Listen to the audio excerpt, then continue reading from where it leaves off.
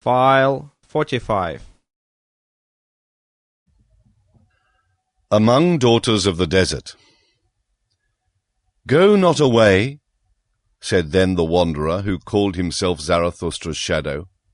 Abide with us, otherwise the old gloomy affliction might again fall upon us.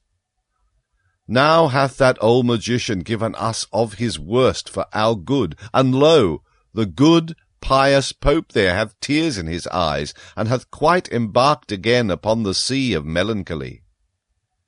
Those kings may well put on a good air before us still, for that they have learned best of us all at present. Had they, however, no one to see them, I wager that with them also the bad game would again commence. The bad game of drifting clouds, of damp melancholy, of curtained heavens, of stolen suns, of howling autumn winds. The bad game of our howling and crying for help. Abide with us, O Zarathustra. Here there is much concealed misery that wisheth to speak, much evening, much cloud, much damp air. Thou hast nourished us with strong food for men and powerful proverbs. Do not let the weakly, womanly spirits attack us anew at desert. Thou alone makest the air around thee strong and clear. Did I ever find anywhere on earth such good air as with thee in thy cave? Many lands have I seen. My nose hath learned to test and estimate many kinds of air, but with thee do my nostrils taste their greatest delight. Unless it be, do forgive an old recollection. Forgive me an old after-dinner song which I once composed amongst daughters of the desert. For with them was there equally good, clear, oriental air. There was I furthest from cloudy, damp, melancholy old Europe. Then did I love such oriental maidens and other blue kingdoms of heaven, over which hang no clouds and no thoughts. Ye would not believe how charmingly they sat there, when they did not dance, profound, but without thoughts, like little secrets, like beribboned riddles, like dessert nuts, many-hued and foreign forsooth, but without clouds, riddles which can be guessed. To please such maidens, I then composed an after-dinner psalm. Thus spoke the wanderer, who called himself Zarathustra's shadow. And before anyone answered him, he had seized the harp of the old magician, crossed his legs, and looked calmly and sagely around him. With his nostrils, however, he inhaled the air slowly and questioningly, like one who in new countries tasteth new foreign air. Afterwards he began to sing with a kind of roaring. The deserts grow, woe him who doth them hide. Ha! Solemnly, in effect solemnly, a worthy beginning, Afric manner, solemnly, of a lion worthy, or perhaps of a virtuous howl-monkey. But it's naught to you, ye friendly damsels dearly loved, at whose own feet to me the first occasion to a European under palm trees at seat is now granted. Selah! Wonderful! Truly! Here do I sit now, the desert nigh, and yet I am so far still from the desert, even in naught yet deserted. That is, I'm swallowed down by this the smallest oasis. It opened up just yawning, its loveliest mouth agape, most sweet-odoured of all mouthlets. Then fell I right in, right down, right through, in 'mong you, ye friendly damsels dearly loved. Selah! Hail, hail to that whale, fish-like, if it thus for its guests' convenience made things nice. Ye well know surely my learned allusion.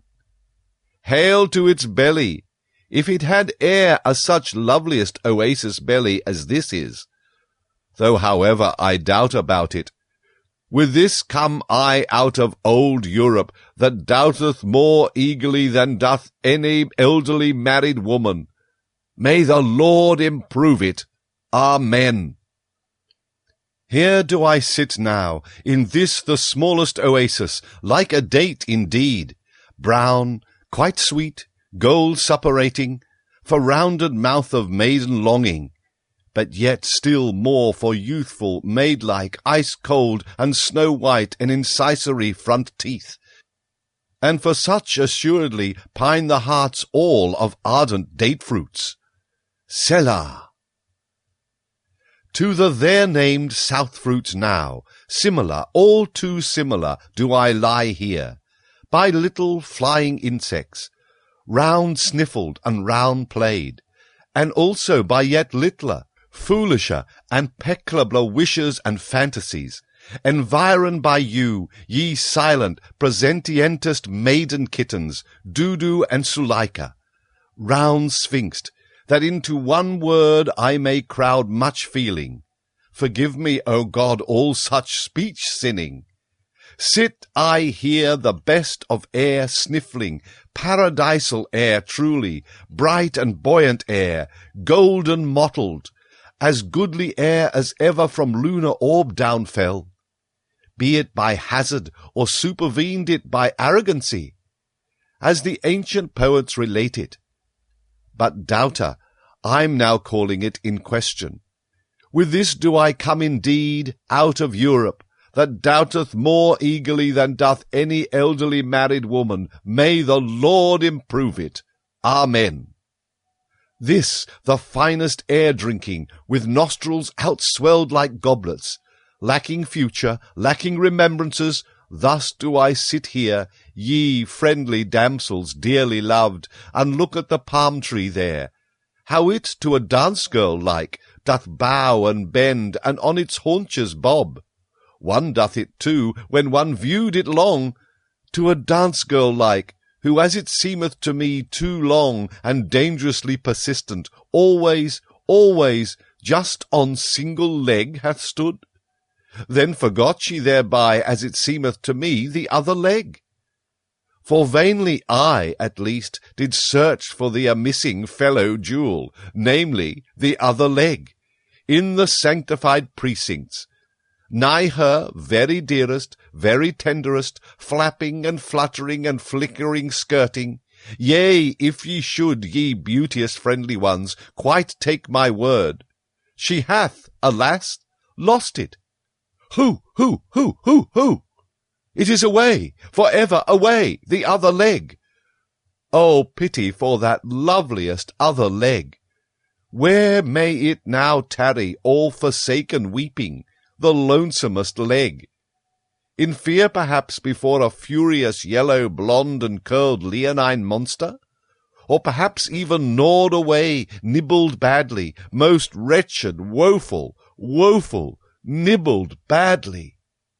Selah! Oh, weep ye not, gentle spirits, weep ye not, ye date-fruit spirits, milk-blossoms, ye sweetwood heart purselates, weep ye no more, pallid Dudu. Be a man, Suleika, bold, or else should there perhaps something strengthening, heart-strengthening here most proper be?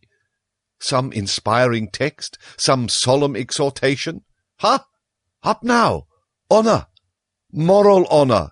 European honour! Blow again! Continue, bellows, box of virtue! Ha! Once more thy roaring, thy moral roaring, as a virtuous line nigh the daughters of deserts roaring.